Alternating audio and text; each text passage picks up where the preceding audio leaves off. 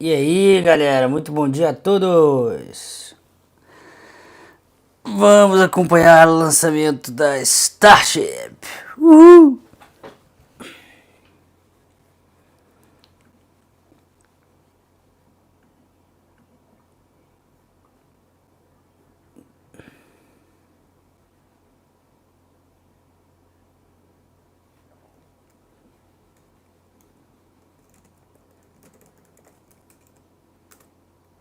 Deixa eu ajeitar aqui.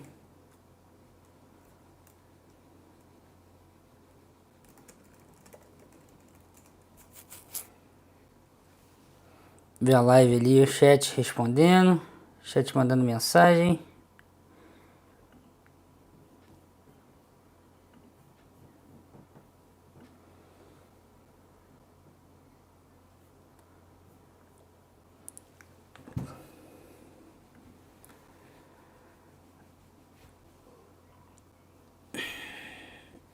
Bom dia, galera, tô vendo aqui o chat aqui.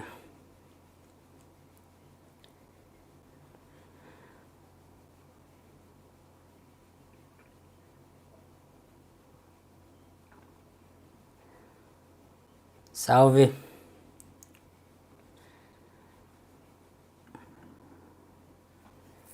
A live da SpaceX vai começar agora, eu acho.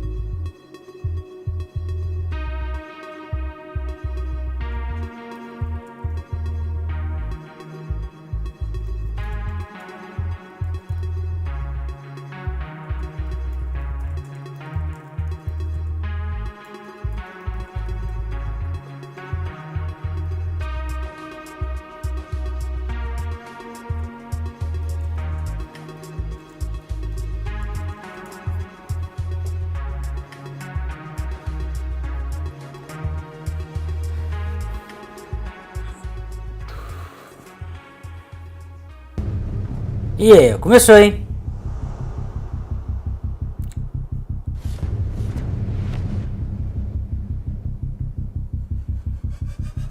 Obrigado pelo superchat de R$2, ou 2 mais 11.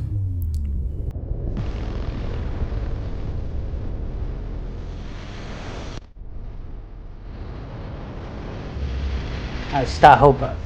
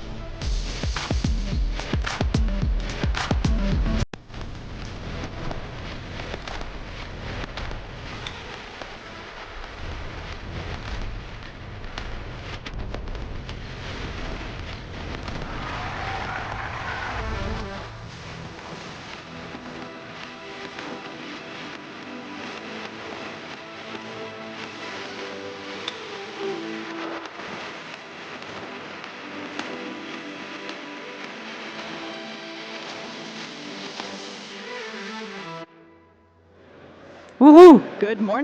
Aí, ó, reloginho lá. Deixa eu acertar aqui. 33 minutos de lançamento, hein? Thanks for tuning in. We're excited to be joining you once again from SpaceX headquarters in Hawthorne, California. As you can tell, the crowd is getting excited behind us. We're here in front of Mission Control Center. Now, we are targeting liftoff at 7:50 a.m. Central Time in just over 30 minutes from now. It's been roughly 2.5 months since our last Starship flight test, and the turnaround time between these tests just keeps getting shorter and shorter. Today, we hope to surpass what we achieved in Flight Test 3 in March. Our primary goal is to get through the extreme heat of Starship reentry, which is no easy feat. As with all of our flight tests, our goal is to collect as much data as possible. Every flight gets us another step closer to a fully operational Starship. Starship is the most powerful vehicle ever developed and the first design of a rocket that is capable of making life multiplanetary. Starship will allow us to land humans on the moon again after more than half a century, fly the heaviest payloads ever flown, and ultimately fly humans further 32 minutos de lançamento ali no relógio, hein, galera? Us to fly frequently, which is why we're producing so fast. We already have hardware built and are preparing for our next several flights. But the most important thing about Starship is that it's designed to be fully and rapidly reusable, and of course, reliable. We've been designing from day one to realize a vision of having an entire city of people on Mars, something we know will take launching millions of pounds of cargo and equipment into space spread across thousands of launches. The faster we can learn now, the faster we can improve and evolve Starship to É o quarto teste. Quarto lançamento teste. Today's flight test, the fourth of many that will get us one step closer to Mars. But before we dive into the details of today's test, let's do a quick A parte preta ali, tá vendo? A quantidade de integrated flight test, Flight 3. On March 14th, Starship botaram successfully bastante, lifted né? off at 8:25 a.m. Central Time from Starbase, Texas. Heat It shield. cleared the launch tower and went Escudo on térmico. to accomplish several major milestones and firsts. All 33 Raptor engines on the Super Heavy booster started up successfully and completed a full duration 2-minute and 41-second ascent burn. Then we saw our second ever hot stage separation, powering down all but 3 of Super Heavy's Raptor engines and then igniting the ship's 6 Raptors to create separation. Next, Super Heavy completed its flip maneuver and ignited the 13 center engines for the boost back burn to send it towards its splashdown point in the Gulf of Mexico. All 13 engines ran successfully until 6 engines began shutting down, triggering an early end to the boost back. After descent, we attempted the first ever Super Heavy landing burn, which uses the same 13 center engines that we used on boostback. Since 6 of those experienced the early shutdown in the boostback burn, we attempted the landing burn with the remaining 7 Raptors, and 2 of those 7 reached main stage ignition. In the end, contact was lost with the booster at approximately 462 meters in altitude over the Gulf of Mexico, just under 7 minutes into the mission. Post-flight data reviews showed that the early boost back burn shutoff was most likely caused by filter blockage where oxygen is supplied to the engines. We saw a similar issue on Flight 2 and had added hardware to mitigate it, which worked to get us to our first ever landing burn attempt. Now for today's flight, we upgraded those filters further and made some additional hardware and software changes to increase our chances of igniting all 13 engines for the landing burn. Now turning back to the Flight 3 ship, we saw all 6 Raptor engines start successfully and powered the vehicle to space, marking the first time we completed its full ascent burn. Shen mandou R$5. A missão chinesa ao lado distante da Lua foi a primeira ou segunda, com o objetivo de coletar a amostra. Foi a segunda, né? Já teve outra lá da China. Foi a segunda.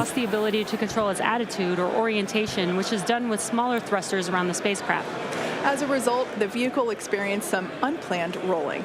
It still flew on the planned trajectory, but losing attitude control triggered the flight computer to skip a planned relight of a single Raptor. Não é esse foguete aqui que vai para a Lua, Jonathan, mas é o foguete para levar a gente para a Lua. The ship's re-entry from space. This was the first time that we were able to get real live flight data on things like heating and vehicle control during hypersonic reentry, of which we will talk more about Esse later. aqui ainda é teste, né? Having attitude control meant both protected and unprotected areas saw heating much higher than anticipated. But we were able to get live, high-definition views and real-time data during entry thanks to Starlink terminals on the ship, which itself was a widely successful test. This gave us confidence that we'll continue to get unparalleled insight into the ship's re-entry in order to rapidly improve. And as they say, all good things must come to an end. And for Flight 3, this occurred when contact with the ship was lost at approximately 65 kilometers in altitude, roughly 50 minutes into the mission. After reviewing data from the flight, we found the most likely cause of the unplanned rolling seen during the ship coast phase and re-entry phase was blockage of valves that help control the smaller attitude control thrusters. We upgraded these to make them more resilient and added some additional thrusters for redundancy. Overall, we learned a tremendous amount from that last flight, and capping it off with those re-entry views was truly an exciting. Vai ligar os 33 motores? So back to today's test. Today's mission profile is similar to Flight 3, but we have new test objectives, the first of which is getting through the extreme heat of re-entry. Mesmos objetivos do último lançamento, porém com algumas diferenças. Aí a timeline, ó. From Starbase. A little more than 2.5 minutes into flight, the Super Heavy booster will separate from the ship in a hot stage separation, meaning that it'll run its engines while still attached to a partially lit booster. The booster will perform a flip maneuver, followed by a boost back burn. About 2 seconds after that burn ends, we'll jettison the booster's hot stage. As it heads back to Earth, the booster will attempt a landing burn before splashing down into the Gulf. Tá, vai ser splashdown. Não vai pousar. Vai cair no oceano lá. The ship will coast for Starship about 40 vai minutes or dar a so, volta. reaching a peak altitude of 214 kilometers. And after its coast phase, the ship will attempt a controlled re-entry, including a flip maneuver and a landing burn Também vai ser before splashdown, splashing né? down in the Indian Ocean. Now we say attempting Bem because similar ao again, this is último a test lançamento. and nothing is guaranteed. As we mentioned earlier, the booster and the ship have to contend with some extreme conditions on re-entry. For this flight test, we do not plan to recover any hardware from the booster or the ship. With the exception of Falcon, this is no different than what happens to most rockets flying today that are expended or fall into the ocean after completing their mission. Eventually, we will land and recover Starship boosters and ships as we do today with Falcon 9 and Falcon Heavy boosters. And in fact, we've landed 316 Falcon boosters to date. Even though recovery is not planned, the telemetry and data we receive all the way to the end is what we're looking for, which will help us continue to build a rapidly reusable Starship for the future. In other words, the payload for this mission is data. It's also worth mentioning that the hot stage jettison is an off-nominal procedure that we're using as a temporary way to reduce the weight of the vehicle for its water landing today. Yeah, exactly. Future designs give Super Heavy boosters a lighter weight integrated hot stage intended for full reusability, which will mitigate the need to jettison the hot stage. Okay, so now that we have a handle on today's flight test, let's check in with Dan. Dan, how's it going? Hey, Jesse, and welcome everybody back to Starbase for yet another Starship launch. I'm coming to you live from the Raptor's Nest behind the Mega Bay. I'm here with our Pad Red team and some of our flight controllers this morning. Everything has been going really smooth. We did have the red team going a little bit earlier to fix a groundside issue, but that was taken care of. That's why we slid a little bit later into our window. But as of right now, we are on track for liftoff at 7:50 a.m. Central Time. That's 12:50 UTC. As you can see, we are actively loading propellant onto Starship and Super Heavy. Those frost lines are ticking up as we load liquid methane, that's our fuel, liquid oxygen, that's our oxidizer, onto both vehicles. They're cryogenic, so they're subcooled to several hundred degrees below zero. Since Flight 3, we've made a few more upgrades, helping to bring Prop Farm 2.0 online. That's just going to help us to continue to shorten the amount of prop load time that we're going to need. We're also going to be using it for Launch Tower number 2, which is going to be coming to Starbase real soon. Líquido, oxigênio líquido, CH ali é o metano, galera. Tanque de combustível, tanque de oxidante. Aí tá o percentual ali mostrando quanto que tá carregado já. Those first 2 flights took about 90 minutes to load prop on board. That third, we knocked it all the way down to just 51 minutes. We're aiming for about 46 minutes of prop load time for today's op, eventually hoping to get that down all the way to 40, which for some context, that's just 5 minutes more than we take to load Falcon 9, but we're doing it with 10 times the amount. So this morning, ship prop load started at T-minus 50 minutes, booster at T-minus 43 minutes. We're going to pause the ship main tank prop load in just a couple of minutes to do the header tanks, which are going to do that attempted ship landing burn. We expect the ship to close out all of its prop at about 3 minutes and 20 seconds before liftoff, and then booster at about 250. Qual seria o maior feito possível? Conseguir fazer o splashdown lá da Starship. So we'll light those engines, and then about 4 seconds later, we will actually see it lift off. But I mean, right now, we are just under 23 minutes away from launch. We're not working any issues either. Se não explodir no pad de lançamento, já tá bom, velho. 95% go, so not dealing with any winds or weather issues today. If we do have to scrub, our next attempt would probably be about 48 hours from now. It's all going to be driven by commodities and just how far we get into the count. But everything looking good for liftoff just about 22 and a half minutes from now. I'll check back in with you guys in a few minutes, and I'll send it back over to Kate and Jesse. Excellent. Thanks, Dan. Flight tests like today are the fastest possible route for us to dramatically improve Starship's capabilities.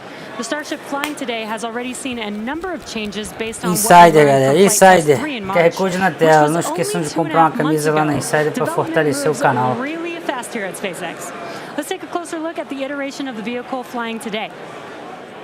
Starship is comprised of 2 elements, the ship, which has 6 Raptor engines, and the Super Heavy booster, which has 33 Raptor engines. The current iteration of Starship is essentially an experimental vehicle flying for development. Starship 2 will be capable of carrying more than 100 tons to orbit, and Starship 3 will be able to handle more than 200 tons. A galera chama tudo de Starship, né? Mas essencialmente Starship é só a parte de cima, digamos assim. Starship has more than twice the parte de baixo é and with a o few planned upgrades, Starship will have 3 Super times Heavy. the thrust of Saturn V, plus the added benefit of full reusability. The amount of mass that we're able to launch per rocket is crucial to creating a self-sustaining city on Mars. Now, to get a sense of how big Starship is, let's start with the average size human, which is about 2 meters high. And towering over our average human is the length of the Millennium Falcon, which comes in at 35 meters. Our Falcon 9 rocket with the payload fairing attached is double the size of the Millennium Falcon at 70 meters, and nearly twice the size of that is the fully integrated Starship at 121 meters tall. The ship is about 50 meters tall, and the Super Heavy booster alone stands 71 meters. Eventually, the ship and booster will get even taller. Starship's first stage has a diameter roughly 2.5 times that of Falcon 9, and with 33 much larger Raptor engines, as you see there. I love this view, bravo demais! View on our Falcon missions. This is looking up under the Super Heavy booster. Now, moving up the rocket, the ship features 6 Raptors, 3 sea-level engines, and 3 vacuum engines, which, as the name suggests, are optimized to operate in the vacuum of space. And Starship is designed for vertical takeoff and landing on any hard surface. The ship is also outfitted with 4 flaps to help aerodynamically control the vehicle's attitude during atmospheric flight and enable a precise landing. And in between the first and second stages is our hot stage, our newest separation technique, which we saw in action during flight tests 2 and 3. The body of Starship is wrapped in a heat shield made up of 18,000 hexagonal ceramic tiles designed to insulate the vehicle during atmospheric entry, where temperatures can be as high as 2,600 degrees Fahrenheit or over 1,400 degrees Celsius. Speaking of those heat shield tiles, re-entry was a pretty exciting first for our team, and Starlink allowed us to gather critical data about this stage of flight. Hot stage. Reusability significantly reduces the cost of space travel, and it's the key to making humans a multi-planet species. Starship is designed for Muito bom ver o Hime fazendo conteúdo edificante. O correto seria o melhor conteúdo gerar mais retorno financeiro e não ao contrário. Tenho pensado numa modelagem que corrigisse esse bug. É simples. É só você mandar Pix, Superchat, comprar uma camisa da Insider nesta live aqui, não na de React. Mas como você pode ver, One way to gather more information is to improve lá na live communication de throughout the react que dá flight, dinheiro, including né? re-entry, where historically there has been a communications blackout. Eu tô de boa, tô aqui. Vamos lá, tô aqui. Starlink terminals to expand its communication capabilities. The Starlink terminals are those 4 black squares that you see there on top of the ship. Starlink is the world's largest constellation of highly advanced satellites operating in a low orbit around the Earth, providing high-speed internet on Earth and now in space. Starship is designed to have a large surface area to create considerable drag during re-entry. Traveling at about 27,000 kilometers per hour, or almost 17,000 miles per hour, Starship compresses the Essas air mulheres in são front of it, astronautas? causing the temperature of Não, the air elas to que estão rise and apresentando não, ionize, mas elas turning são it into engenheiras lá da plasma. This SpaceX. plasma layer interferes with communications by absorbing and reflecting radio waves, leading to the communications blackout we've seen historically with spacecraft during atmospheric reentry. With Starship, most of that plasma is built up around the front and sides of the vehicle, leaving an opening downstream where we're able to point our Starlink terminals. And with Starlink also operating at a higher frequency than traditional space-based communications, we're able to power through any residual plasma to provide real-time video and data at high speeds back to the ground. Super cool. We actually got to see this in action on Starship's last test, Flight 3, which had the first ever live HD video of a spaceship re-entering the atmosphere. SpaceX engineers were able to gather data on the performance of Starship as it re-entered the atmosphere and watched the heat shield in action. Now, the physics of re-entry are extremely hard to replicate perfectly on the ground, so access to this data is an invaluable tool for rapid iteration. 17 minutos pro lançamento, One hein? observation from that Flight 3 was seeing how shockwaves form at different parts of the vehicle and how they interact to put pressure on Live the ship, Pix está fixado no especially the chat aí, flaps. cara. This is really valuable Na for tela tô Starship, colocando since o no QR Code da spacecraft has Insider. ever flown with 4 movable flaps like what we use for aerodynamic control.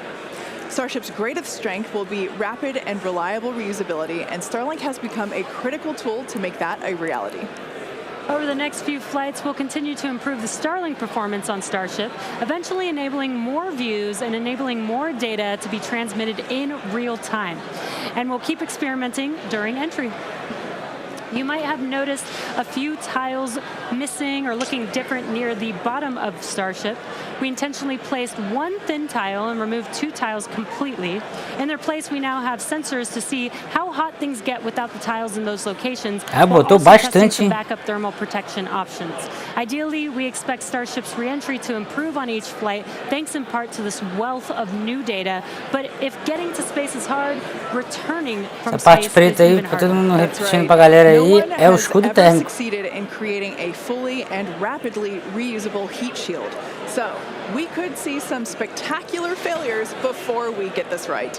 But with communications improving on each flight, we will continue to gather more and more data to inform our development. We're now about 15 and a half minutes until our next liftoff attempt. In the meantime, let's take a look at some of the technology we have. Porque é só um lado para não gastar dinheiro. Não precisa ser ela toda, não. Vai descendo, desce de barriga. Vai ter só uma região específica que vai estar em normal com a superfície, vamos dizer assim. Que vai receber a maior parte do calor. Entendeu? Não precisa ser nela toda. Starship, spacesuits, and astronauts. Together with Axiom and NASA, our teams put 2 astronauts in pressurized Axiom spacesuits and practiced the first steps of going to the lunar surface. The team used test builds of a Starship airlock, as you see there, and elevator to gather data Aí on chega lá, how bota lá well o future contrário, Artemis astronauts will be able to move around once fully suited. Tests like this are incredibly helpful for engineers designing these systems, as they have the opportunity to get feedback directly from experienced astronauts Peggy Whitson, who is on the right of this photo, and Doug Wheelock, who's on the left. You can see them in action during this elevator test. SpaceX will perform one uncrewed demonstration flight before NASA's Artemis 3 mission, which will be the first human surface expedition since 1972. Engenharia de Garagem mandou R$50, uma contribuição para fortalecer. Bom dia. Valeu, Engenharia de Garagem, tamo junto! SpaceX and NASA have been partnering on for some time now. In fact, we just celebrated the anniversary of the Demo 2 mission. That's right. Just 4 years ago, os brabo aí, ó. on May 30th, 2020, SpaceX launched the first Os brabo aí da test flight of our Demo Crew 2. Dragon spacecraft. Dragon carried NASA astronauts Douglas Hurley and Robert Behnken to the International Space Station in the first crewed orbital spaceflight launched from the United States since the final Space Shuttle mission in 2011, and the first ever operated by a commercial provider. You can see Bob and Doug there on your screen. That was certainly a memorable day for all of us here at SpaceX, one that we fondly think back on. And it's exciting to think about Starship being the next to take its first astronauts to the moon. In tandem with Starship development, all of our operational human Quando eu fiz spaceflight essa live missions tinha are 40 helping mil us pessoas, eu prepare for lembro those disso. future trips to the moon. Our upcoming private astronaut mission, Polaris Dawn, you can see the crew there on your screen. They will play a big role in testing procedures that will be relevant to our moon and eventually Mars missions. We're looking forward to the third Polaris Dawn mission, which will be the first crewed Starship flight. The Polaris Dawn crew will attempt to reach the highest apogee ever flown by a spacecraft, and they'll also be performing a spacewalk, or extravehicular activity, wearing SpaceX's newly designed spacesuits. They'll also be testing space-based communications, which will be critical to future deep space missions. The Polaris Dawn mission is currently targeted to launch no earlier than July this year, so stay tuned, because that is going to be a very exciting mission to watch. In the meantime, at T-minus 12 minutes, let's check back in with Dan on today's countdown. Hey, thanks, Jesse. Everything continues to go real smoothly. It's been a real quiet day so far. The board looks really clean, not tracking any impediments to launch just under 12 minutes from now. Prop loads continuing. Looking at the numbers real quick, we're about 85% full on the ship. We did pause to start filling those header tanks on ship. Again, those are the two smaller tanks. Carregamento segundo estágio chegou a 85%. For that attempted landing burn with ship. Da Starship, né? Super Heavy está em 76, 74. 75, 76% or so. Splashdown vai ser no Oceano Índico com algum motivo para isso. Cara, é só... Cara, não tem nenhum motivo especial não. É só um traçamento de plano mesmo. Ficar um tempo em órbita e aí pousar no melhor lugar possível. O melhor lugar possível que eles acharam foi lá. Mas podia ser em outro também. And also in the anticipated entry point in the Indian Ocean are clear. We're not tracking any blockers, any boats, anything like that in the zone right now, but their work literally continues right up until those last couple of minutes, so they're working pretty hard to make sure everything stays clear. But right now the range is green. I already talked about it in the beginning. It looks a little bit cloudy, but weather not a concern today. Really light winds. We only had about a 5% chance of violation when we started this morning, and that's held. So everything. Ver se essa jossa levanta. Esse é o objetivo. The pad itself is getting ready. Reminder that we're going to. O objetivo do lançamento, ver se funciona, basicamente isso. 33 engines on super heavy start to light prior to that T0, and then about 2 seconds after, we'll start to see first motion. But everything looking great. Just coming up on 10 minutes until launch. Getting excited down here, ready to feel the rumble. I'll send it back to you guys over in Hawthorne. Thanks, Dan. Teams are also getting excited here at SpaceX headquarters in Hawthorne, California. Aí, galera, 10 minutos, hein, galera? Crowd now gathering outside of Mission Control, located just behind Jesse and I. Now, actually, you can see it there on your screen. There they are. Galera gritando, acho uma maneira isso. Everyone getting super pumped for our fourth flight test. Now, as a reminder on that note, today is just a test, the fourth of many future flight tests of Starship before it becomes fully operational. So whatever the outcome and however far we get, we can promise excitement. This rapid, iterative development approach has been the basis for all of SpaceX's major innovative advancements, including Falcon, Dragon, and Starlink. Today, we've successfully landed Falcon 9 boosters 316 times, changing humanity's understanding of what's possible when it comes to rocket reusability. Olha que maneira. Só uma válvula aqui para aliviar a pressão interna. Test flights like Maneira. these provide critical data through every phase of flight, which will get us closer and closer to full reusability, and we have a lot more tests planned for this year. When we start recovering Starship boosters, we'll want them to return to the launch site for a quicker turnaround, which you can see in this animation on your screen. And that's when the tower reveals its dual purpose. Ó, a ideia futura é essa daqui, galera. Pela animação aqui, ó. A ideia futura é essa daí, ó. And our goal for the near future is to have 4 launch towers, 2 in Cape Canaveral in Florida, and they will look very similar to the ones that you see here in this animation. Agarra. Essa é a ideia futura. We find that our renderings tend to end up looking really similar to real life. So while this is a rendering, we do know we can look forward to this in the future. Like I said, we're going to have 2 at Cape Canaveral in Florida and 2 located at Starbase. Starbase will continue to be used for flight tests, and the towers at the Cape will come online as we prepare to fly operational. Se explodir de novo, vai atrasar o programa de volta à Lua? Não. Esse lançamento aqui, explodir ou não, não faz diferença. And we'll be testing an operational step on this flight by moving the chopsticks to the catch position immediately Eles já after esperam Starship que flies possa away. explodir. That's going to be really incredible to see. As we mentioned, we have a lot more tests planned for this year, so we need a lot more hardware. Today we have ships and super heavy boosters built and either ready to launch tem 3 ali já, bonitão, preparado já. With more coming off of the production line as SpaceX's Star Factory continues to grow. The latest phase of the factory currently under construction will come online this summer, giving us several 100,000 more square feet of space. Yeah, when you step into this factory, it is truly inspirational. My heart jumps out of my chest every time I'm there. Now, this will enable us to increase our production rate significantly as we build toward our long-term goal of producing 1 ship per day. And coming off the production line soon, Starship version 2. Now, with all that being said, let's check back in with Dan for the latest as we head into the terminal count. Hey, thanks, Kate. Everything still looks great. We're getting ready to launch. We are just under 6.5 minutes away. You can see when we throw up the graphics for prop load that we're almost closed down ship, more than 90% full. Those header tanks are done. Se tivesse tecnologia de fusão nuclear para empregar num foguete, daria para viajar muito mais, ou as tecnologias de construção não suportariam viagens tão longas. Cara, na verdade, viagens longas tem a ver mais com a física mesmo do espaço, e não o tipo de motor. O espaço que é muito grande, né?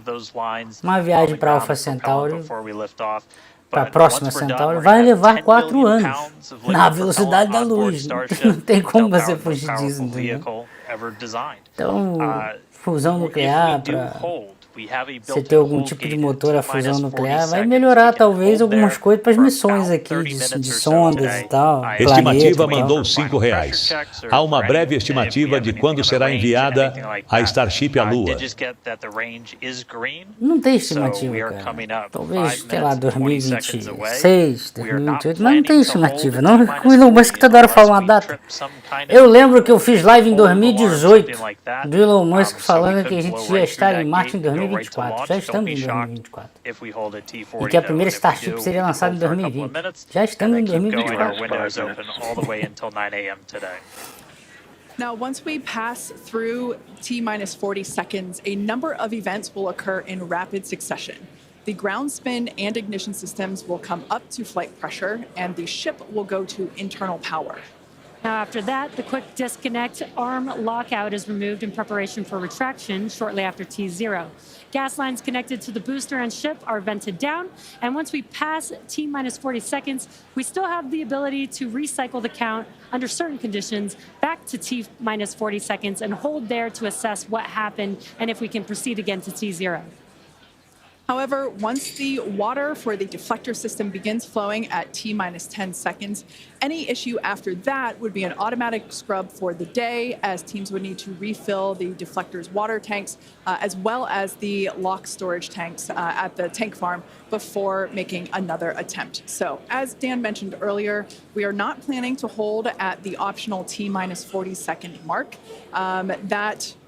That moment basically is what would allow teams to wait for final checkouts. Se foguete ficar à deriva no vácuo do espaço, ele tende a retornar de volta para a Terra? Não. The range, the weather is 95% go, as you não can necessariamente, see porque depende. Incredible drone views that we have, depende de onde ele está. It is a beautiful day. Of course, we have some clouds billowing from the locks there. Yeah, and se estiver perto da Terra, talvez sim. Entendeu? Agora, se estiver mais longe, não. Ele vai ser atraído pelo campo gravitacional mais forte. Ou melhor, pelo centro de massa mais próximo. Aí é problema dos N-corpos. Will help improve our chances of success today. Yeah, absolutely. Now, just as a reminder for the booster, now we are not 3 minutos, hein, galera? 3 minutos para o lançamento. Ship or booster. For the booster, we will be attempting to perform a landing burn to have a soft splashdown in the Gulf of Mexico. We made some improvements from our Flight 3 learnings, so hopefully that will work and we'll see a successful Sim, LOX é oxigênio líquido. For the ship, LOX é a abreviação de Liquid Oxygen. Including a flip maneuver and landing burn, and that will be followed by splashdown in the Indian Ocean. That is the same target as we had on Flight 3, so everything should look pretty similar in that regard. And we just heard the call out there that all prop load is closed out, so at this point, there is like 10 million pounds of propellant on board Starship, which is incredible. This is getting very exciting. We are just 2 minutos, galera.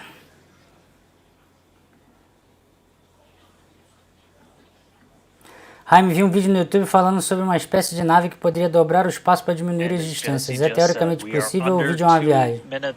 Pergunta para a pessoa que fez o vídeo. Right now we're doing the pushback, so clearing out all those ground lines of propellant, and that'll be completed over the next couple of seconds. We're coming up on that T-minus 40 mark. Again, not planning to hold. If we do, or if we get a hold after we pass it, we can snap back to that T-minus 40, and then we can stay there for about 30 minutes or so if any other issues crop up. Muito ficção científica. Tá? Once we pass T-minus qualquer vídeo 40, que você assistir no YouTube certamente vai ser de cunho ficcional ou no máximo teórico na física, não é nem teórico na engenharia, teórico na física.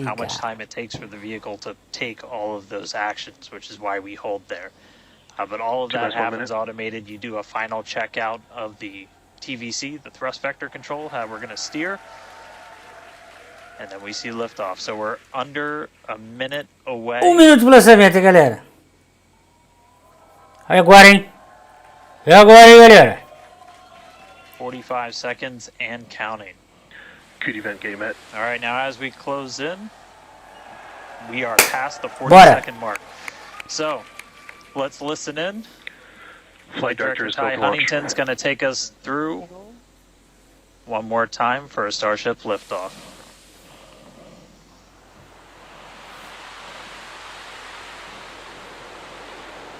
T-minus 15.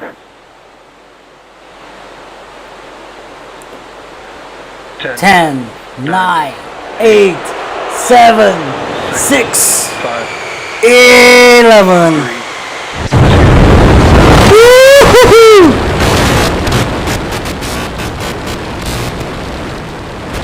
We have liftoff.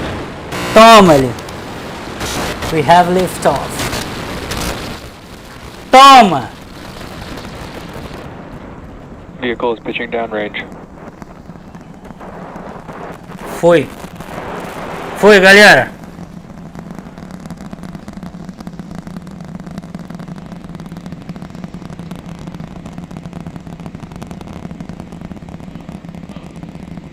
All right, 30 seconds into flight, the rumbles are still building here in the Raptor's nest.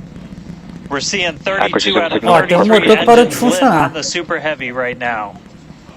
Tem lá à Coming esquerda, up lá shortly is embaixo. going to be max Q, that Ah lá, maximum apareceu aerodynamic agora. pressure as we go uphill on the vehicle.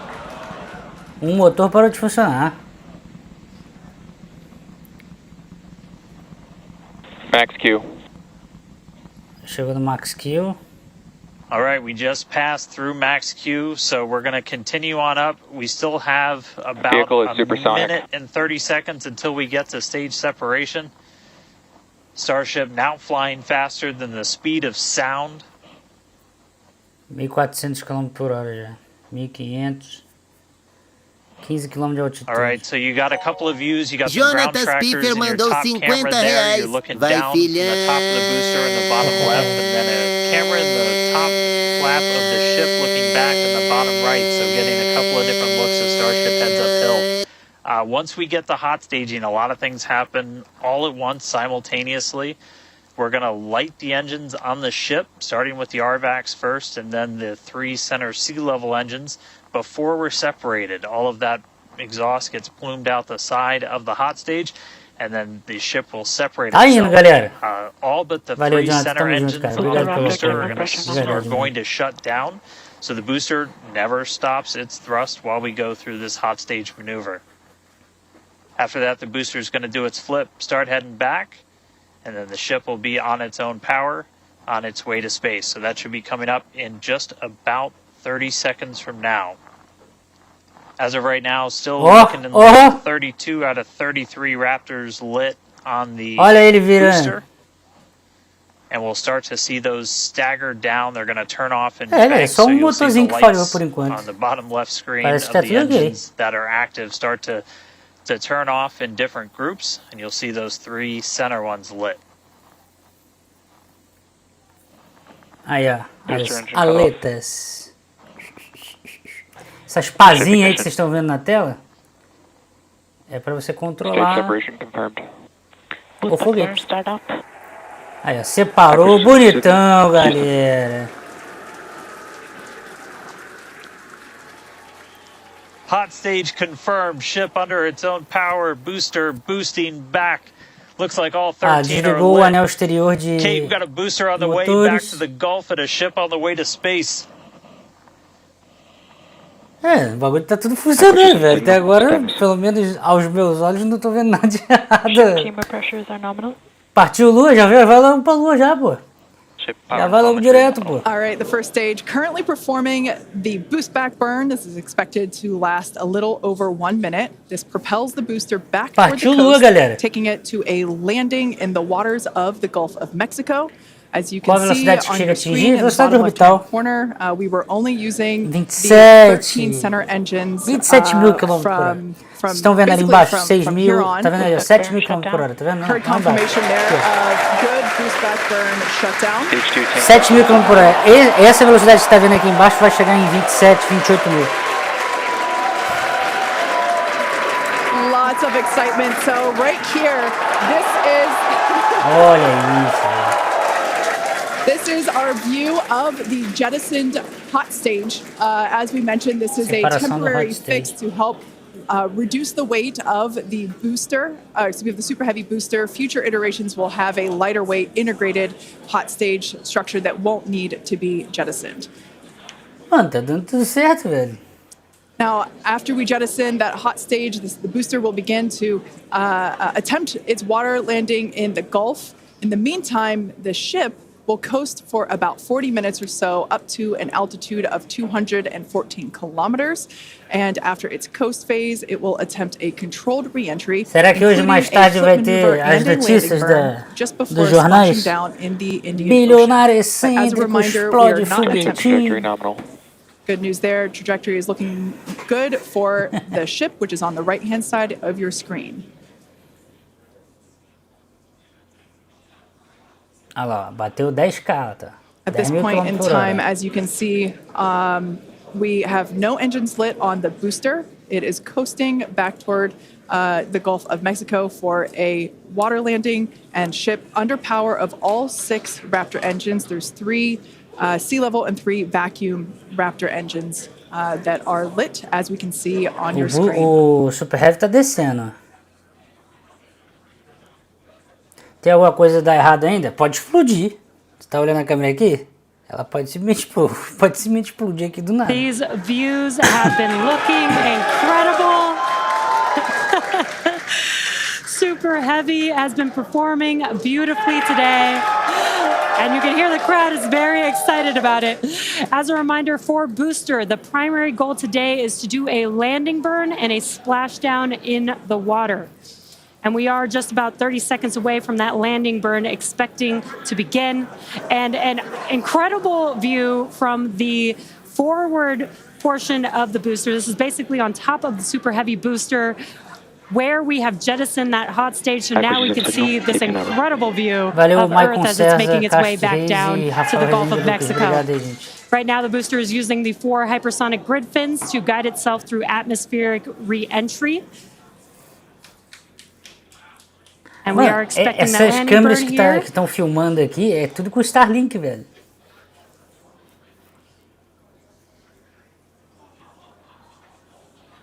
And we will be, 8 km de altitude, olha lá. igniting 13 engines, and this is a great view. On your left-hand side is 3 views from the booster, and your right-hand side a view from the ship. And you can see those grid fins on your left-hand screen rotating and turning to guide the booster, and there's that landing burn. Ligou, mano, os motores.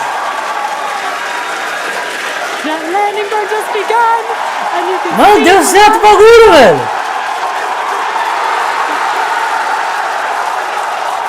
And we have splashdown! O bagulho deu certo, velho! Aí agora caiu ali na água, tombou. E aí, velho? Próximo teste é pousar em terra, mano. Ship has entered terminal guidance. That was absolutely incredible. The first successful splashdown of the Super Heavy booster. Loved seeing it just tip over into the water before losing that fin. Não, é isso mesmo. Esse é o esperado, galera. Deu certo. Esse é o esperado. É um pouso em água. E aí ele cai, ele tomba. Porra, é água, caramba, não é superfície. Mas a ideia era essa mesmo. Porque era para testar, né? E pode dar tudo errado, pode explodir, pode um monte de coisa. E por questão de segurança também, vai ficar distante. Tem uma série de coisas, mas a ideia era essa mesmo. É você fingir que é a base, entendeu? Só que tá na água. Então, tipo, ele desceu, ligou ali os motores, como se fosse pousar mesmo em terra. E aí deu certo. Tipo, pousou. Aí ele tombou porque tá na água, entendeu? Deu certo, velho. Deu certo o bagulho, velho. Caralho, muito foda.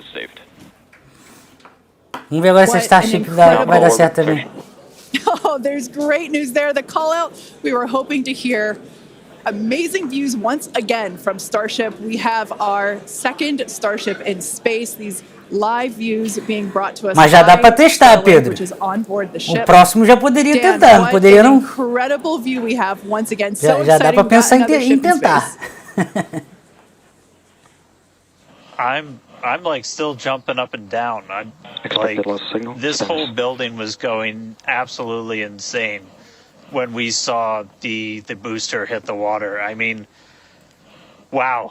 Congrats to everybody that's just been putting in insane amounts of hours on everything to make this thing a reality. And I feel like every single time we do one of these, we're seeing something wildly new. We got to see the hot stage jettison and the booster in the water. But just to recap real quick over everything that's happened. So we lifted off at 7:50 a.m. only 9 minutes ago. How has it only been 9 minutes? 7:50 a.m. Central at 12:50 UTC. We saw 32 of the 33 Raptor engines on Super Heavy make the ascent. We had successful cutoff, successful hot staging. All 6 engines on the ship powered it all the way into a nominal orbital trajectory. And we've already been getting some live views. Ah lá, viu a velocidade, galera? Olha lá, 26.000 km/h. After that, the booster was able to do its boost back burn. Oh, this looks like we're actually getting some views from the ground still potentially from Florida, of the ship as it's up there. Mas é esperado, cara, não funcionar ou outro motor. From some of our tracking cameras on the ground in São Florida. 33 motores, né? But the ship, we just heard successful orbital insertion, so it's right where it needs to be, and is now going to continue on its way to coast until it comes to reentry. But I mean, the booster, successful boost back burn, jettison the hot stage, and then a landing burn. It looked like we saw 12 of the 13 engines light up, and then that first ever soft splashdown in the water. So a whole lot still to come. Ship now on its way to its primary objective of entry. That's going to be coming up in just under 40 minutes from now. So a lot still to come, but wow, what a 9 minutes to start this mission off. So can't wait to see what entry is going to show us, but that launch was incredible. Back over to you, Jesse and Kate. Wow. I am still trying to catch my breath here. That was some incredible views that we have never seen before. It has been nonstop since liftoff, and with the booster having completed its job for the day, we're going to take a short break for about the next 28 minutes, and we'll return while we're going to take a break while the ship is continuing to coast before re-entry. Exactly. As with Flight 3, Starlink may enable us to talk with the ship through re-entry with no communication blackout. We are still testing Starlink during this phase of flight, so of course nothing is certain. However, if we do have views, we will be sure to bring those to you live. Não tem nada esquisito não, cara. É pra ser assim mesmo. Ela vai descer de barriga. As far as because I said it went away. Com os escudos térmicos virados para baixo. We will try to bring those to you live. Exactly. Views or no views, we'll see you back here at T plus 40 minutes for coverage of Starship's re-entry, flip maneuver, landing burn, and flight test. It has been an exciting day so far. We had an on-time liftoff of 7:50 a.m. Central Time, followed by successful hot staging, stage separation, jettisoning of the hot stage structure, an epic super heavy booster landing, water landing in the Gulf of Mexico, the first successful return of the super heavy booster. So that was incredible to see. And right now, the ship is in space. As you can see here by this view, we're looking at one of the flaps of Starship, one of 4. You can actually see a close-up side detail of some of those hexagonal heat shield tiles. Now, coming up around T plus 49 minutes, the ship will re-enter the Earth's atmosphere. As a reminder, the primary goal of today's flight test is for a ship to make it through the extreme heat of re-entry. This is typically a portion of flight where we don't have communications with the spacecraft because it's re-entering at or around orbital velocity, which is about 8 kilometers per second or roughly 5 miles per second. At those speeds, the spacecraft moving through the atmosphere results in friction and creates a plasma field around the vehicle. That blanket of plasma distorts, que ela tá falando, tá explicando mais ou menos como é que vai acontecer quando ela voltar para a atmosfera. Aí tá falando do plasma que fica ali em volta, quanto dá aumento de temperatura. Aí tem um blackout de comunicações também. Olha aí a animação de como é que vai ser, hein? Yeah, that's right, Kate. And Starlink's what's really allowing us to capture as much data as possible, especially through this re-entry. Essa é a ideia. Animation, landing burn. I hope we get to see it for real today. Vamos ver, vai dar certo. But these live views that we're getting now and we're going to continue to get are through Starlink. That's going to allow us to get as much data as possible, which we've said it before, we're going to say it 9,000 times. The data is the payload on these flights. So as much as we can learn, that's just going to pay dividends on all of our future flights and help us get Starship to an operational phase. Re-entry, obviously a really critical phase of the flight, and it's the one that we're now most focused on cracking to get us closer to that full reusability. Starlink is going to be able to send us data back all the way through re-entry. We've done some additional testing, and we're expecting to be able to get data from Starlink thanks to its high frequency and kind of the orientation and everything of Starship all the way through re-entry. And then got a new view here. We have 2 external views. We had this one on flight 3. We've got 2 for this one. And we're going to continue adding views as we continue to evolve Starship. Again, this is Hime, por que tu this is an escolheu essa experimental área? vehicle. Qual? Believe me, I want as many Qual camera área? views as you all do. So Eu sou huge astrofísica, shout out cara. to the AVI and the Isso software aqui é teams, engenharia everybody that's aeroespacial. Eu working sou with da us. We're astrofísica. getting more cameras on Starship, not just because it looks cool, but this provides an incredible insight into reentry, which is, you know, historically a really tough window to look Starship is through. approaching entry The interface. physics of reentry are insanely intense. One of my favorite NASA astronauts, Victor Glover, Vai recently frear essa described velocidade it toda as somente com with the arrasto de forces, reentrada? the Não, flows, em and the parte é o temperatures. arrasto, mas It's vai like ter a queima. pointing at a raging river in one Vai ter a spot queima and de, saying, "Tell me exactly de what's reentrada. happening right there." And like that's what a ship is experiencing as it goes through, as it's moving through the atmosphere at, you know, more than 5 miles a second and heating up to thousands of degrees. So just having visual representation, just being able to see what's happening is incredibly valuable. So these views are going to be through Starlink. We've got this one. This is in one of the forward flaps looking back. So if you see it rotating around, Em that's because princípio it's parece que tá tudo ok, embedded velho. in Não one of tem those nenhum problema forward com nada, flaps. não. So Eu, as pelo we menos, não get consigo enxergar through, Acquisition signal. and we start to Mauritius. build nenhum up problema. density in the atmosphere, those flat. This view is going to move around as the flap does.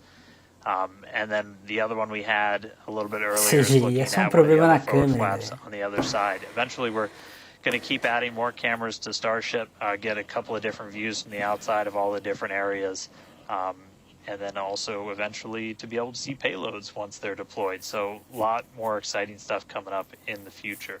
But right now Como astrofísico trabalha na engenharia espacial, não trabalha. we're going to be moving São áreas at diferentes. hypersonic speeds at more than 5 times the speed of sound. We're going to see that plasma start to build. So, Kate, Jesse, excitement coming up. A única coisa que permanece a mesma é a matemática e as disciplinas básicas de física, mas a especialidade é outra, totalmente diferente. Now, let's talk a little bit about how Starship will survive reentry, hopefully, and control itself. Exactly. We've been talking about this entire flight test. There's 18,000 hexagonal ceramic tiles surrounding the que o astrofísico faz? Estuda o universo. Estrelas, galáxias, buracos negros, Now, during atmospheric reentry, the vehicle is going to cosmologia, see temperatures as high as exoplanetas, 2,600 degrees Fahrenheit or over 1,400 degrees Celsius. So those tiles are there to help protect the vehicle from this extreme heat. Yeah, and the flaps will help control it. Now, one noticeable difference I see immediately, those flaps are not moving as much as they were on Flight 3. So that is a great sign, right? We had unplanned loss of roll control on Flight 3, so we added some additional thrusters, and we can see that they're working well, and we have a much more stable view. So those flaps, there's 4 of them, 2 at the top and 2 at the bottom. They're made out of stainless steel. And yeah, they help steer the ship, which, as we can see, the plasma continuing to build. Now, if the ship survives reentry, it will have to perform a flip maneuver, as well as a landing burn. We saw this demonstrated in a couple of high-altitude flight tests back in like 2020, 2021. Similarly, temperatures increasing on the nose within expected ranges. Great news there. It sounds like the temperatures that we are getting during this point, which again, we usually don't get during spaceflight because of this plasma. We're getting this live. This is a great news. So similarly to, for example, the serial number 10 test that we saw a couple years ago, we're hoping to duplicate that again today. Hopefully we will see it live. Vai ter blackout, the 3 center engines of que é normal acontecer por conta desse plasma ali to help flip the ship until those engines are que é pointing criado. down, Então vai cair a comunicação por momento aqui. Raptor's thrust. And as you can see, even from the beginning of the program, we've designed Starship to land on Mars where there are no runways or other humans to help out. We also want rapid reusability, so we're doing... The vehicle is passing through 85 kilometers altitude. The flaps have control of the vehicle. Great news. Flaps have control of the vehicle. That's exactly what we want to hear for this Tem que flight. ficar olhando aqui a telemetria. Again, we are going to be doing a propulsive Se você vê alguma coisa landing bizarra instead ali of a com more aqueles traditional números, means like parachutes. And we are expecting re-entry to begin here in just about a minute. Re-entry, an awesome view that we have here. Starship remains on a good entry ah, câmera interna? This is the same view that we had when Ou we externa? first Não é returned externa. from the coast phase. Again, this is looking at the side of one of the flaps. It's incredible that literally at the bottom of this picture, we're basically looking through plasma, which is just absolutely mind-blowing. Wild, very wild. Now we are expecting entry to begin here in about 30 seconds or so. Entry to splashdown is expected to last about 6 minutes long. And that flip maneuver should occur around about 10 minutes before splashdown. And such incredible views that we're getting. Approaching peak heating region. Great call-outs there. Por que o plasma atrapalha? Porque é tipo, é como se fosse uma blindagem eletrostática. Então a comunicação não entra ali. Right-hand corner, you can also follow along with the altitude of ship as it's returning back to Earth. So once again, this view is basically looking down into the plasma blanket that is building up around the exterior of Starship. It is traveling, as you can see on your screen. You can look in the bottom right-hand corner and see how fast it's going, how high it is, as well as the general Dr. Romans mandou R$10. Chat me dê sua opinião. Minha namorada é Dev. E eu fiz para ela um cartão de dia dos namorados em Brainfuck. Acham que é romântico? All right, great news there, telling us that this is basically the hottest point that Starship should get during its re-entry. Now, the heat shield is working with the atmosphere for some free braking, okay? The atmosphere is helping to slow the Starship down.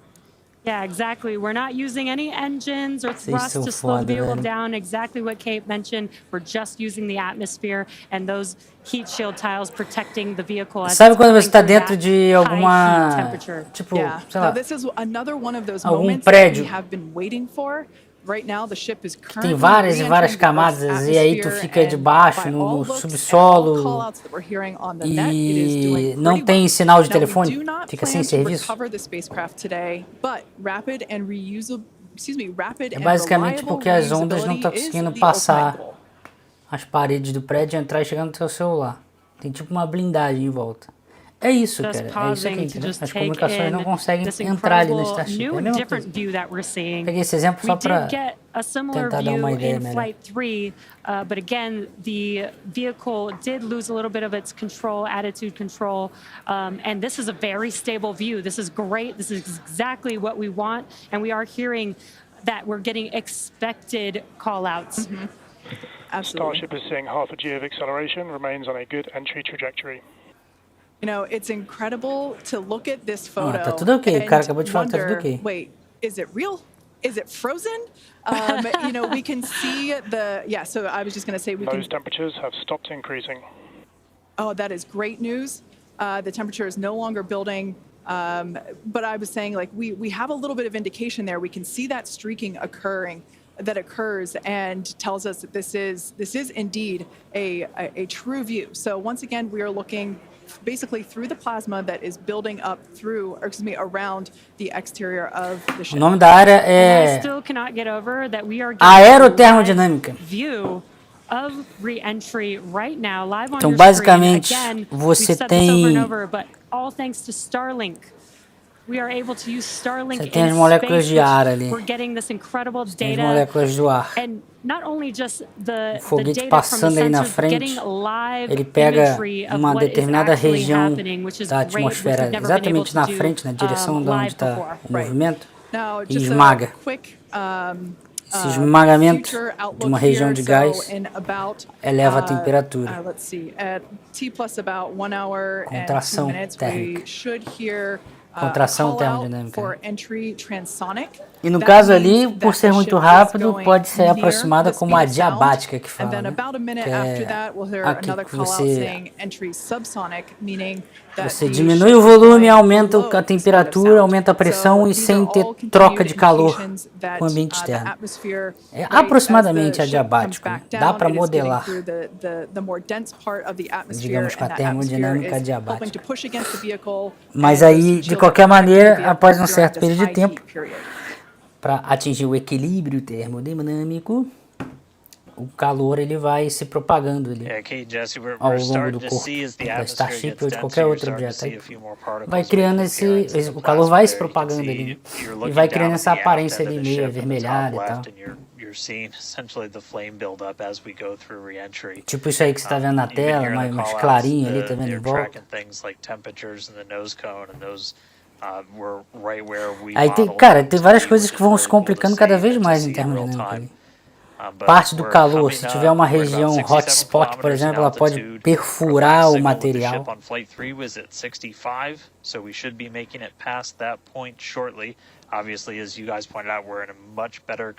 E isso é uma termodinâmica difícil de a gente estudar, porque aqui a gente está falando de instantes, estados físicos que não estão em equilíbrio. Quando a gente estuda termodinâmica, pelo menos o início, né? Tanto do ensino médio quanto do ensino superior, o que mais se estuda são as variáveis macroscópicas, tipo temperatura, pressão, volume, e tudo isso você só estuda em sistemas que estão em equilíbrio termodinâmico. Você tem uma sucessão de coisas acontecendo em estados que eles chamam de quase estáticos. Expliquei isso pra caramba outra vez em outra live. Tá aqui dentro do quarto. Qual é a temperatura do quarto? A temperatura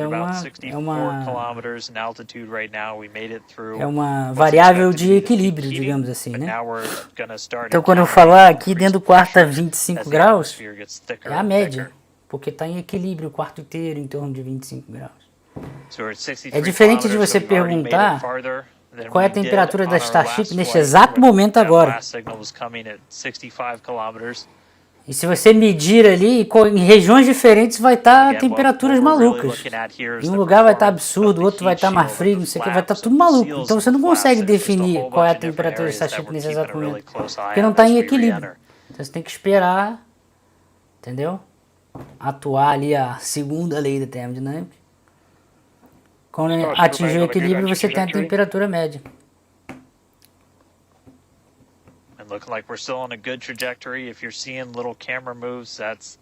Enfim, aulinha de termodinâmica aí para vocês.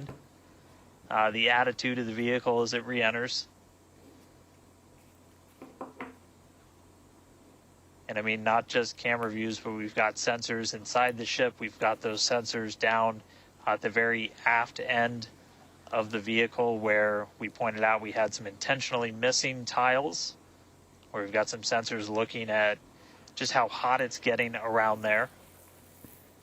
59 km de altitude. Put those in essentially the least critical part of the heat shield, where if you had any kind of a breach, it wouldn't be great for reusability, but wouldn't be critical for actual making it through the re-entry into the landing.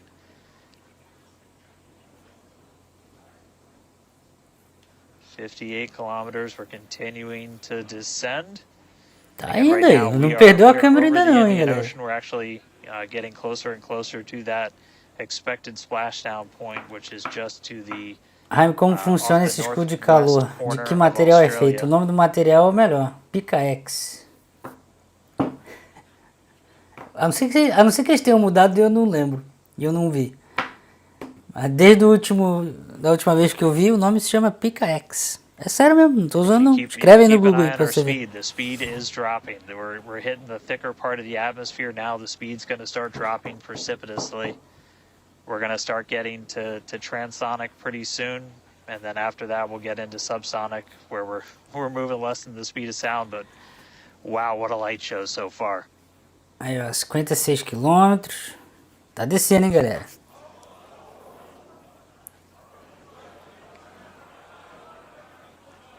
External temperatures are starting to come down. Ih, ó, tem um negócio ali. This camera view is looking right at one of the forward flaps. Mano, tá vaporizando ao vivaço, velho. Ih, deu ruim, galera. Looks like we got the flap starting to come apart a little. Mano, é muito foda ver isso ao vivaço, cara. What a show it has been. It's been like watching Interstellar or something. É como assistir. Ó, olha lá, eu acabei de falar tudo de termodinâmica, tá vendo? Olha o calor se propagando, esquentando a aleta de baixo para cima. Tá vendo? Qual é a temperatura da aleta nesse exato momento? Não tá em equilíbrio. Tem um momento, em um lugar ali vai estar absurdo, em outro lugar vai estar na metade desse absurdo. E na ponta lá deve estar mais frio. Entendeu? Não está em equilíbrio. Como é que estuda isso? Mano, essas equações são complicadíssimas, mano. And learning how we can improve this design. The goal was to get as far through this high heat re-entry. Lindo assistir isso. Ideally, we'd love to make it all the way down and perform that landing burn and flip maneuver, but we may not get that far. Sujou a câmera, né? We will see. Alguém passa lá e passa um paninho na lente ali, galera.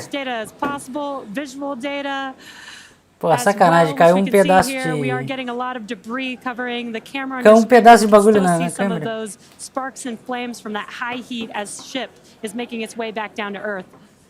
Ship now at 50 kilometers. Tem que botar um para-brisa lá. The good news is we still got, looks like that camera lens just cracked. It's safe to say ship's getting a little beat up, but that's to be expected on a test flight. We are still learning how to improve the ship for total survival and recovery of the high heat re-entry. Como a câmera está resistindo isso tudo, porque também tem ali proteção. Só que de alguma maneira a proteção ali na parte daquela aleta não funcionou. Alguma POG, alguma gambiarra ali que fizeram que deu ruim numa parte ali. Aí voltou o sinal.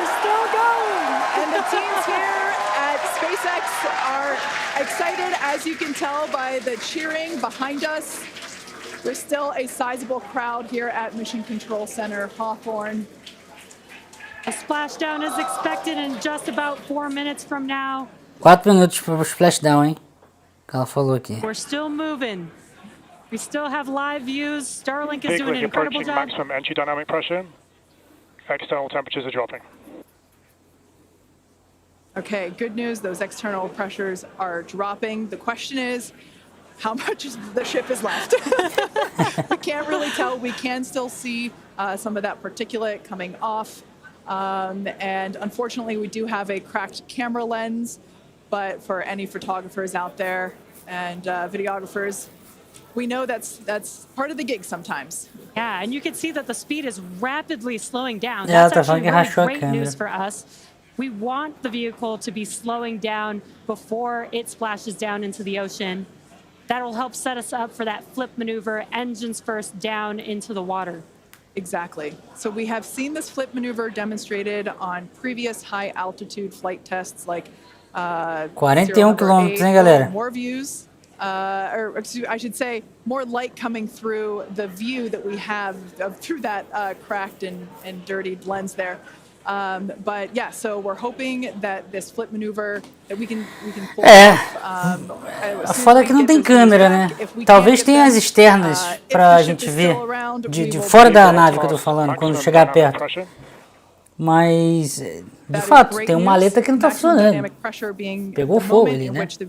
Vaporizou bonito. Será que isso vai atrapalhar na hora de fazer a manobra pra voltar a ficar vertical? Não sei. Vamos ver. Eu acho que pode dar ruim, né? Acho que talvez no máximo que possa acontecer é ela ficar girando em torno do próprio eixo. Talvez assim. We don't have a live view right now, but because we're still getting data and telemetry, that does tell us that ship is still doing okay, at least. 34 quilômetros. There we got that live view back. A galera grita que não dá pra ver nada, mano. Despite not being able to É só pra dizer que ainda tá lá, velho. Yes, and collecting data, continuing to collect data as we get closer and closer to Earth. Yes, now 30 kilometers, now 29 above the Indian Starship is at Ocean. 30 kilometers altitude, Mach 2. 28 km. Sounds like the vehicle's traveling, as we just heard, Mach 2, which is... Ó, bateu 2 km por hora agora. Might... CGI de câmera quebrada para dar mais realismo, é isso aí, pô. Now at T+1 hour, 3 minutes and 13 seconds into Starship Flight 4. CGI de câmera quebrada é foda. Hoping that the ship can hang on. It's probably potentially hanging on by a couple of bolts and threads, but it's still going, and that is excellent news. That deceleration is looking kilometers. incredible. We're about to go under 1,000 kilometers per hour. Yeah. Starship is at 20 kilometers altitude. Now, keep in mind that even though we can't see anything, the data itself is what we really are. Starship is subsonic. Subsonic, they're telling us it's traveling below the speed of sound.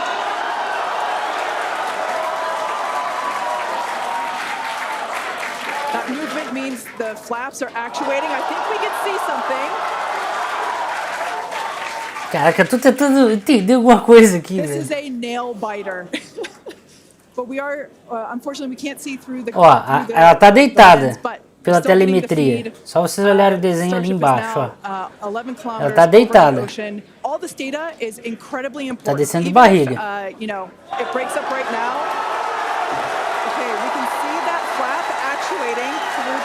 Caraca, mano, não tô conseguindo entender nada dessa coisa. 8 km de altitude. Okay, the next milestone will be initiation of the flip maneuver and landing burn. A alita tá toda destruída, Keep velho. an eye on the bottom right corner of your screen for those 3 center engines to relight. They will gimbal or angle so that the ship flips itself back up vertical and hopefully lands in a vertical position. And the crowd is very excited to get this view of that flap still maneuvering. Starship is passing through 5 kilometers altitude.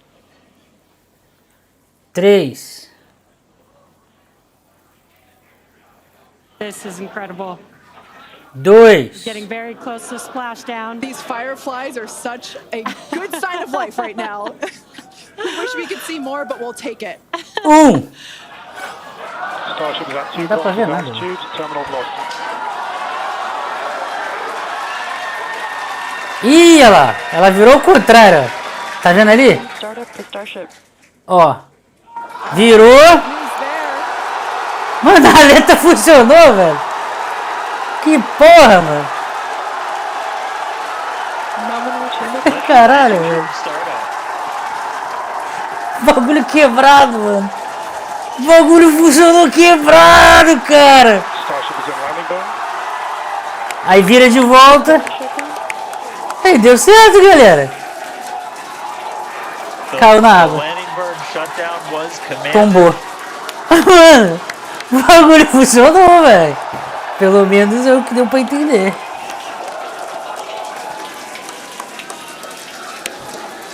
Eu achei que ia dar ruim, porque tava indo de cabeça pra baixo, pô. I mean, it was a little bit of use your imagination as you were going down with what we could actually see, but we were able to hear the ship did its landing burn. It sounded like we might have got 2 engines. And there's the final call for landing burn shut down, but we'll go back through all the data, but we did get confirmation Não teve explosão, that hein, the landing galera. burn took place. Starship made it through re-entry and did its first ever landing burn. Ó o homem aí, ó. Ó o homem. Texas to the other side of the earth. Starship is in the water. Faz o What a Willow. day. What a day, guys. Yeah. That was absolutely incredible. We we got views pretty much the whole way down. Analysis said it could do it. We weren't sure if it was going to be able to happen, but Starlink powered through, and we were able to get signal. Mês que vem tem outro? Espero que sim, tomara que tenha. But we were able to see it. So, I mean, what a day. Just recapping, everything started off today. We lifted off from here in Starbase just about an hour ago. It feels like a lifetime. Successful super heavy ascent, boost back, and its own splash. Traduz aí, Hime. Ele tá só falando, what a day, what a day. Que dia, meus amigos, que dia, meus amigos. Aí tá dando um resumo aqui do que foi feito e tal. E dizendo que deu tudo certo. Todos os testes foram realizados que eles queriam fazer. Deu sucesso, galera. 100%. Just really incredible. I'm going to take some time to collect myself, but wow, that was incredible. I can't wait for the next one. Over to you guys. It was so loud here. I haven't heard the crowd get that loud probably since liftoff of Flight 1. Tá falando que tá muito alto ali, a galera gritando. That was incredible. Congratulations to our teammates, Agradecendo to a everyone who equipe. supported the Starship program. Thanks to all of our future To customers all for their support. our And we'd also like to thank the support. people of Cameron County, Texas, as well as the Coast Guard, the Federal Aviation Administration, and the government of Mexico.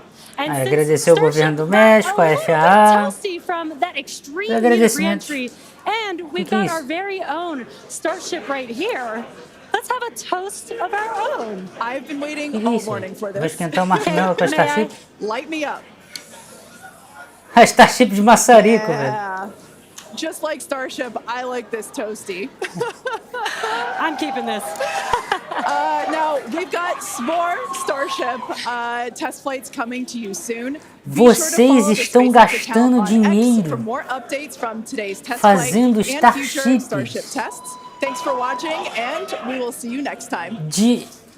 De maçarico para esquentar marshmallows.